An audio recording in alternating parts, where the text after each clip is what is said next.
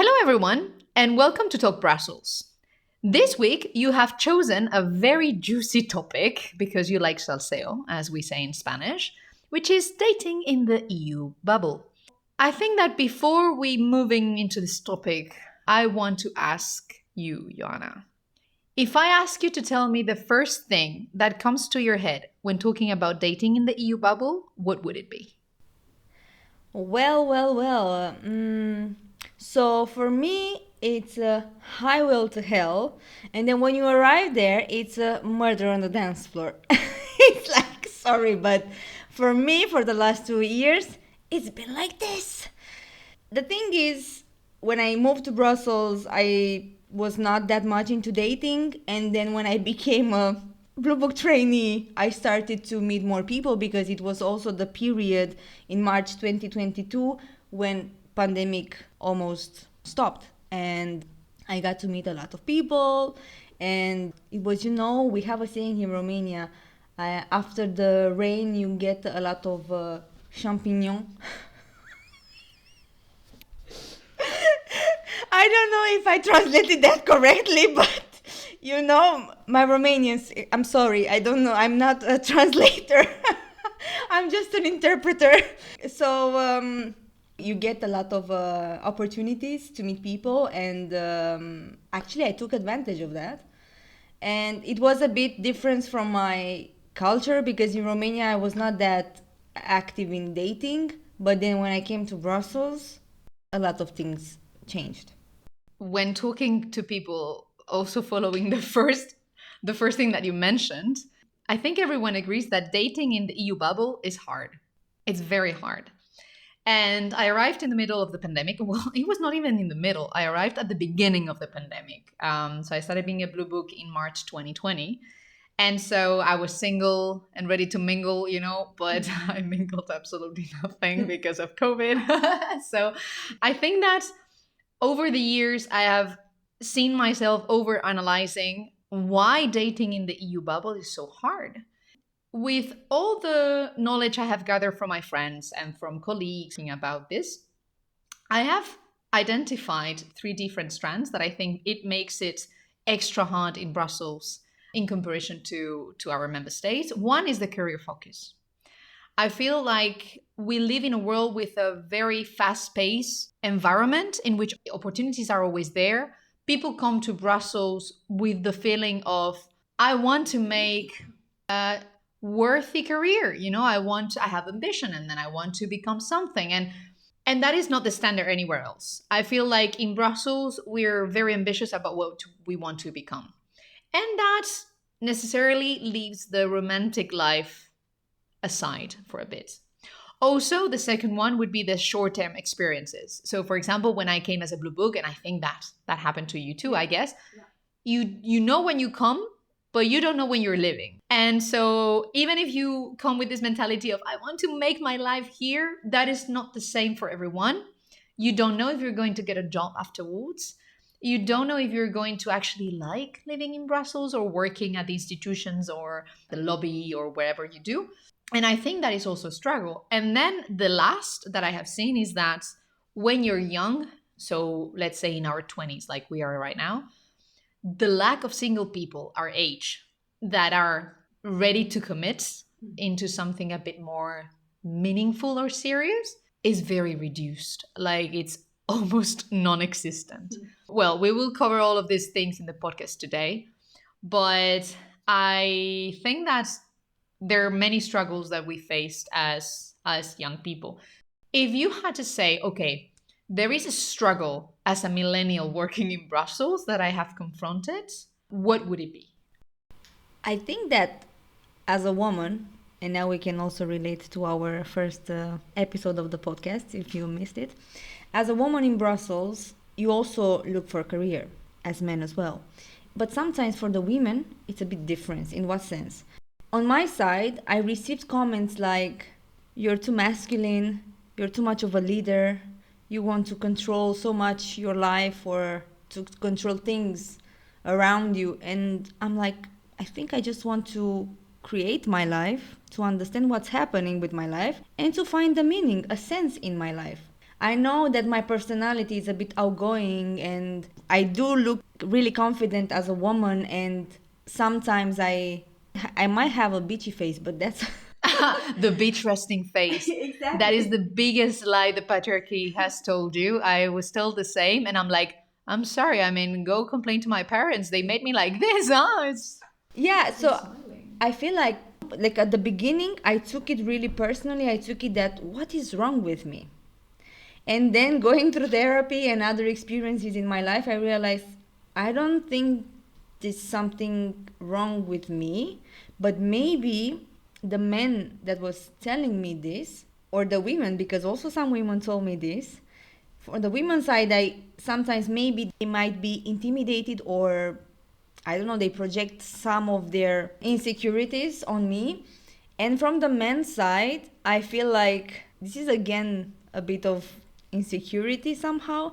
Because if a man comes to me and tells me, and this was the case, in this relationship, I put it in quoting marks, there cannot be two people with pants. And I was like, why? I mean, this is not my purpose, but he was trying to tell me there cannot be two leaders in a relationship. And I'm like, look, I feel like two leaders are completely fine. One leader follows the other, and vice versa, and they grow together. But if you want to be a leader, be a leader. If you want to be a follower, be a follower. Whatever you want to be, it's fine. The most important thing is to find the right person to be fine with what you are, with who you are. To be equals. Exactly. I have talked to my therapist about this over the years, and I think that we are taught that one has to always be on the lead for a relationship to work, and necessarily over time in history, that has been the men. And to be honest, I feel like we are living in a moment of history where we are equals. I want an equal partner. I don't want a father. I don't want a son. I want a partner. Here, here. That is true. And then you have this moment in which is like, come on, compromising in a relationship does not mean that one is always on the lead. I will be on the lead sometimes. You will be on the lead sometimes, and that is perfection. Because if not, one of the two is going to be exhausted at some point. So I see the point, but I mean this moment in which, for example, I remember this thing that I was told once. That broke me a bit. It was not even in Brussels, but I was like, come on, for real. I met a guy in a nightclub, okay? And I know that a nightclub is not the perfect place to find your future partner, but come on, I was having a conversation with a guy. And I remember that at some point we started talking about politics because of course. And he looked at me kind of in an awe, and he was like, "But why? You're too intelligent for being so pretty." And to be honest, I think he felt like it was a compliment. I was so pissed afterwards because I was like, since when my intelligence has to be, more or less than my beauty? So, yeah, I mean, is this like, have you had moments in which you have been literally told, look, you're too much for me. You're too much of a woman. In Spanish, we have this saying, which is, eres mucha mujer? Yes, I had. Can you share some and, with and, us? and actually it was not, that's the thing in my case, it's more that you're too much, like strong, too much independent, too much. A man should be like that. Why a man? Why not a woman? I'm a woman, I can do whatever I want. You know this song, I am woman, I am fearless, I'm sexy, I'm divine. Whatever, it's the song, but you get what I'm saying. Like, it's okay to be you. And it took me a lot of years, time in which I realized that I compromised a lot of my values, parts of my personality, just because I had to fit to a certain type of man. And it was, of course, it was not okay. It was not even enough for the man or etc. because I was not myself. When you are yourself, you definitely attract the right people next to you. Or maybe you don't, and that's even for the better sometimes. But the thing is, I'm trying now to not compromise anymore. That's why I'm single until I don't find someone that accepts me the way I am and me I accept them the way they are. Of course, we can grow each other, etc., etc. I'm not going to do anything anymore. I'm just trying to work on myself, grow as a person, get more experiences, put myself out there, understand myself more, because I think this is one of the most important things, to get to know yourself, to get to know what you want, to get to know what are your desires in life. Because if you don't know this, then you don't know what to expect from the others, like what to ask from the others, and then you get disappointed. So I don't have a specific example, but this is my general take away from what I had. I think that it's actually on point because I've always kind of known, and it was, I mean, it was not a mystery even to my professors in university. Like when I told them in the end I'm going to go to Brussels and, work in politics or something related to politics, even my teachers from school were like, "Bah, what a surprise," And I think that it took me a while to know myself, but I kind of came to Brussels with the hope that in here I would find men who are on the same level emotionally and mentally, and that they would be ready to handle someone like me. And my surprise when I saw that there is no difference in what I had experienced in the past, like men who were not emotionally available and also who did not want a woman that was more or as ambitious as them.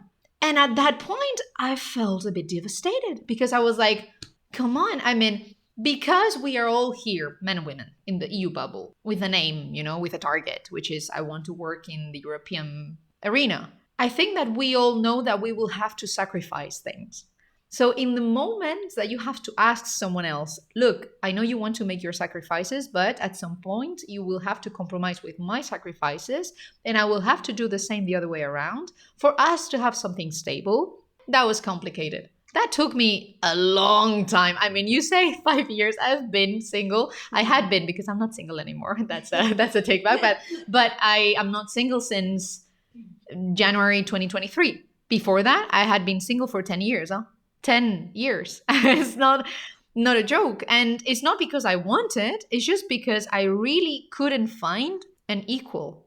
I couldn't find a man that was equal in what he wanted, equal in how to see life, in how to behave towards life, in how to support each other. Nothing. It was a lot of guys. Just a brief anecdote, okay? I was doing my studies, and so I met this guy, and at some point we have this like coming and going thing, in which at some point we had like a honest conversation about what is going on here. And he told me that he actually could not handle me because I was not like a little bird that he could control his words exactly, in another language, but his words exactly. And I was like, oh my God, you don't want an equal. You want what we call in Spanish a florero. You want someone that comes with you and that looks good as an accessory.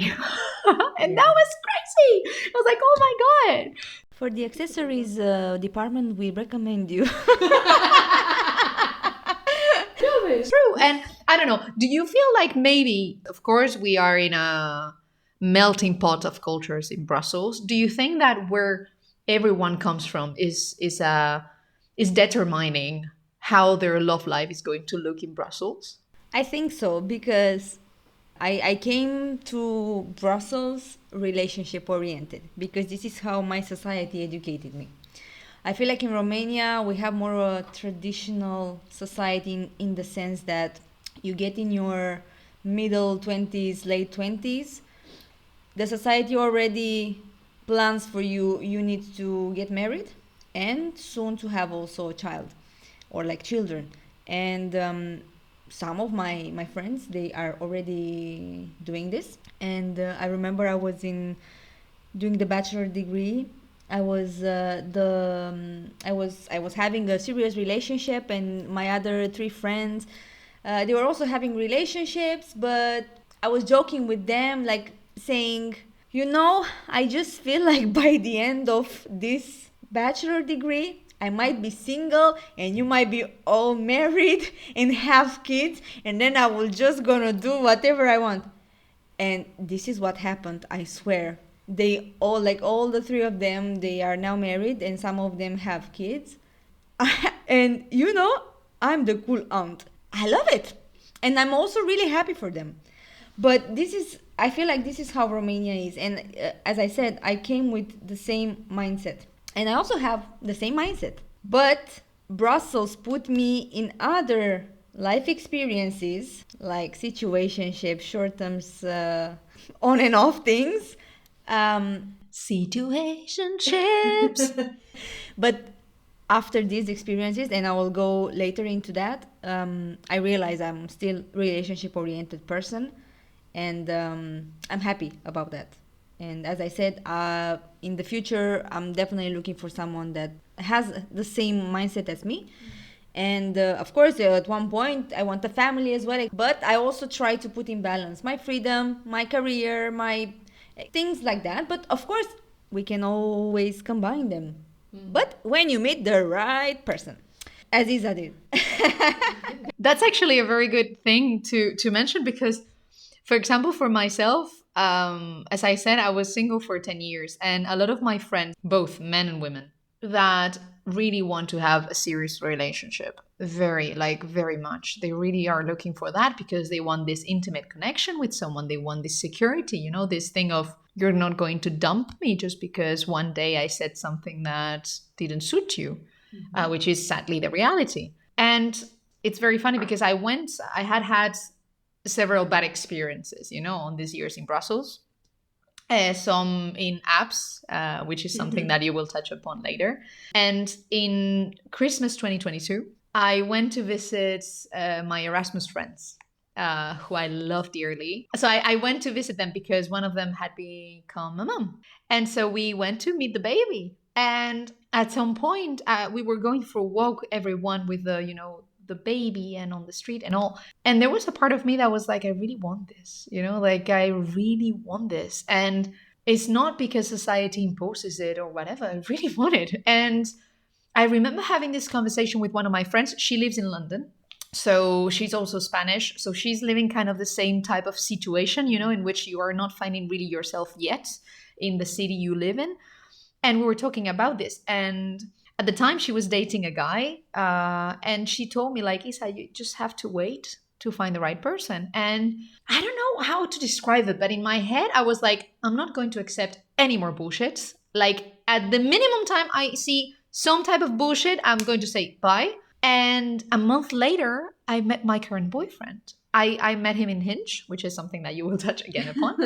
But I met him after having some not great experiences. I feel like both of us went into the first date, with zero expectations because we had so many bad experiences, both of us, in dating that we went like, okay, let's go for a beer and then let's go home. And since that day, we've been together because we really didn't expect to find someone that was on the same level. So my point is, there are people out there that are looking for the same of like you are, but at some point you have to cut those that don't, because those make you waste time. And one thing that I have learned is that if you do not create space in your life for the appropriate person to come, and you fill it with people who are actually adding absolutely nothing but stress and nervousness and anxiety, then you will not meet them. That is my point there, like my lesson learned. But apps, how are apps affecting or shaping the current EU bubble arena, you think? Well, for me, the apps, not the greatest experience. I'm really glad that for you worked. For me, Hinge gave me people that awaken all my childhood traumas. Well, last year I said, okay, I'm going to put myself out there, put myself into new situations, experiences, life experiences, and see whatever happens. See how this would shape me. It was more of a search for myself, actually. So I used the app for 6 months. I met few individuals and I really think I explored my emotional side and also my body, like in the sense that I got to know better these parts. And I think it was the time I really enjoyed myself as a young woman. I was meeting people from different cultures in different environments, and it got me to know myself better in the sense that from the adaptation point of view, how do I adapt to this kind of culture? How do I adapt to this kind of behavior? How do I adapt to this kind of education, etc., coming from the guys? I had ups and downs, but it was all part of the growing process. And after this experience, I realized I know now what I wanted from a person, from a partner. And during these 6 months, I had a lot of inner revelations, I could say like that. Actually, I realized, as I said before, I'm really not the type of person that wants something temporary, like really temporary, like one night stand or like 2 month stand. No, that's not for me. And this is what I usually found in Hinge, the people. This is what they were looking for. I tried. I don't regret it. It really helped me to realize what I want. And you know what? I'll give you an example. I remember that I wanted to meet a lot of people. And I think I was trying to fill a void somehow. I think like 1 week I had 5 dates in a row, and I was like, what the fuck is wrong with me? That was so exhausting. And then I realized, like, if this was the first time in Hinge, I didn't know how it works. And I was like, okay, let's go. Yeah, So I was totally. trying to do so many activities, not to pay attention to my inner feelings, and then I was socially exhausted. And anyway, then I met a guy. I was more stable. What stable means here, it's 3 months. That's stability in Brussels. And nothing serious, meaning that, I mean, okay, we went on dates, but that's it. He did not want to get more responsibilities, which I wanted. Yeah. So I had to close it off. So for me, that was it. Now I would definitely want to meet someone more like in social activities or like groups, etc. Not that Isabel here, that for her Hinge was really a good matching. I always recommend it. It was the Cupid. And you actually acted like that. That is a bit the problem, no? That because I remember this, and the same happened to me, where it feels like you have to call it situationship, but it's actually a relationship, whether or not one of the two likes it. You know, like if you go on dates every week, if you talk every day, if you have a more intimate connection to other levels, you know, and that prolongs over time to a point that you've been with that person for 3, 4 months. I'm sorry, mentally, that is a relationship. Whether or not he was ready. Yes. So call it relationship, situationship, or something that we don't have a definition for. It was frustrating for me. Maybe at that moment I didn't want a relationship. I don't know. I'm still processing some things, you know.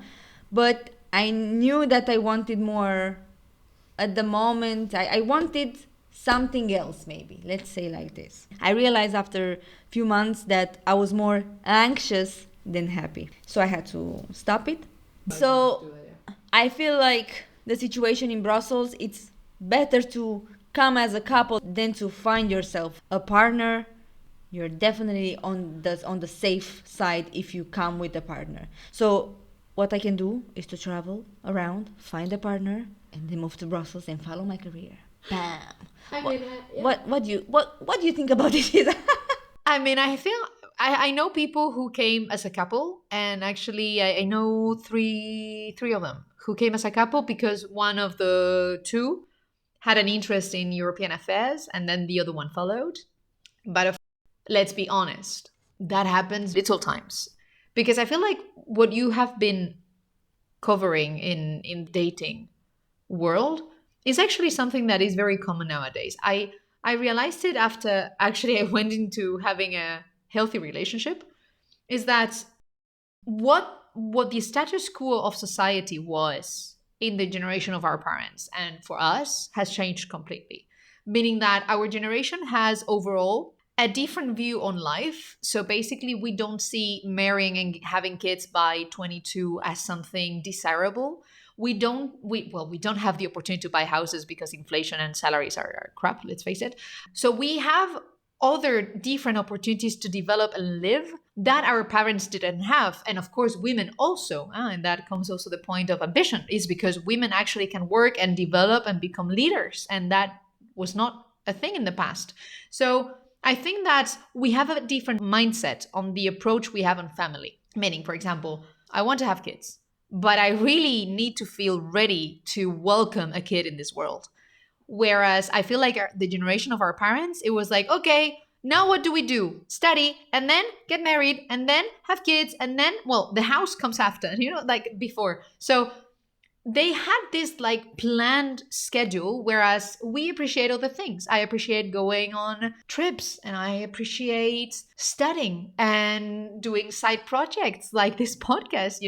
And of course, that also limits the time you would have to raise a family, and that delays when you can have it. So I feel like there is this Peter Pan effect also in a lot of people in Brussels, in which, because they want to succeed in life, in their professional life, they want to delay everything else.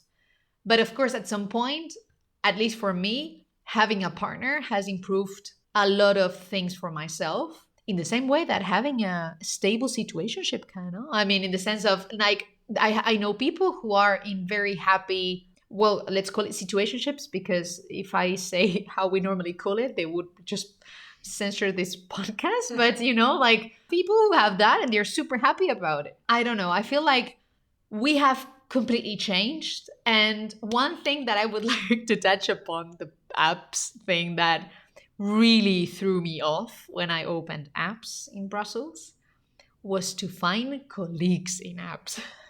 let's cover that for a minute. Like, finding, it happened to me 2 times that I found people I knew from work that I had worked with, which is even worse. I found out in Plux that a former colleague of mine had just swiped right on my picture, and that was very uncomfortable, because it's like, come on, we are buddies. You know what I mean? Like, we are colleagues. I don't want to see you on that sense. But you never know.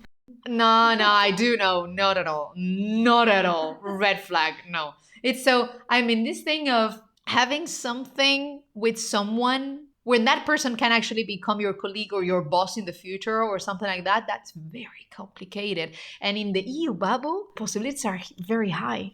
Yes, it becomes complicated. And remember the time when we almost dated the same guy and we only found out only by us sharing our Instagram and seeing him as a common friend. So Brussels is small and really interconnected socially.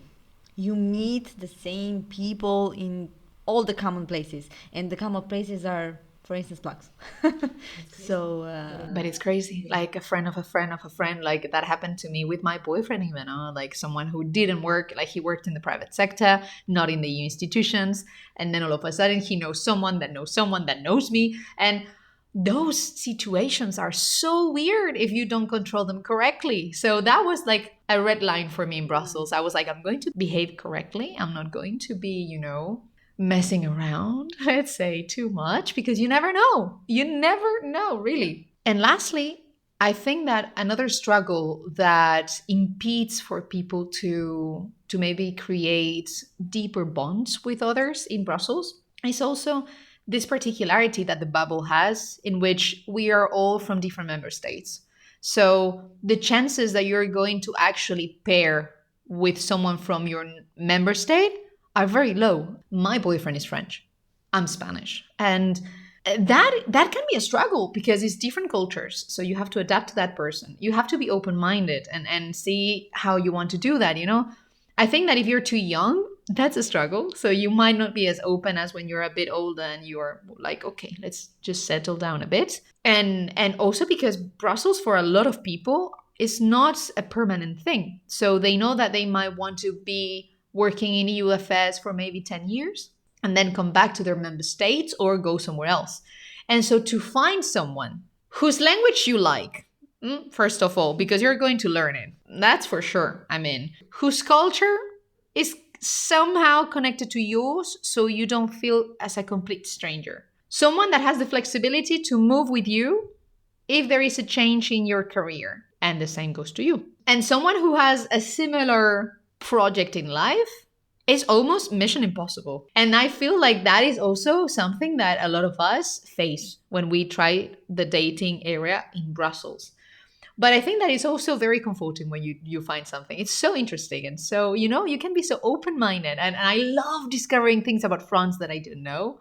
And I love when my boyfriend teaches me things about his culture that he's very passionate about or he has had since a kid. And I don't know at all. But I can really connect with him through that. And I really enjoy it. Or he's learning Spanish now, for example. And that's very exciting. Of course. For me, this is a love language. Yeah. For me, that thing is amazing. And then, of course, if you want to raise a family. Yeah, I think if you want to raise a family here in Brussels, this gives the kids the opportunity to really grow up in a society that is multicultural. They will understand a lot of aspects of life. Like for instance, if you said like your boyfriend is French, you are Spanish, the kid, like your future kid, will have to learn Spanish because you will speak in Spanish with him or her, French because of the father.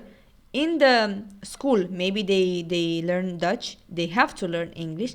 Let's say 4 languages from the beginning. By the like age of 3, yeah. Exactly. For me, this is really exciting. Me as a kid, I wished I had the opportunity to learn another language because I only learned like Romanian, and of course I did learn English and French in school, but that was a struggle. I studied French for 8 years in my secondary school and high school, and when I came to Brussels I was bonjour, je m'appelle Ioana, and that's it after 8 years. So the thing is, I want to say this would be such a good environment for kids, not only language wise but opportunity wise, and Very enriching. Yeah. very enriching. Yeah. So if you find a partner, good luck. Create a family. Please populate the world with children. Macron is in the house. Okay. I just posted on my Instagram the other day a story promoting the law of abortion in France, and I got a bit of backfire from Can we just say congratulations to this country some for so making it constitutional? exactly. So I'm like, yay! Thank you for that law, and thank you for the people that reacted in a bad way, because now I realize again what people not want around me. So guys, concluding and to close it off, announcement. If you are an emotional intelligent man with prospects for marriage in the next 5 to 10 years, let's say, we'll see, because we also need to travel a bit, I don't know, to focus on career, things like that, call me. But you have to send your CV, first of all, sorry. A photo shooting, I need to see you from different angles. And the proof that you can cook. I can also cook, but I would really like a man that can cook. You know what I'm saying? Love stays in the food. Guys, I'm really kidding. But if you have all these qualities, follow us on Instagram, talk.brussels. And to finish, we had a great time today. We would like to thank you for bearing with us until this moment. We love you.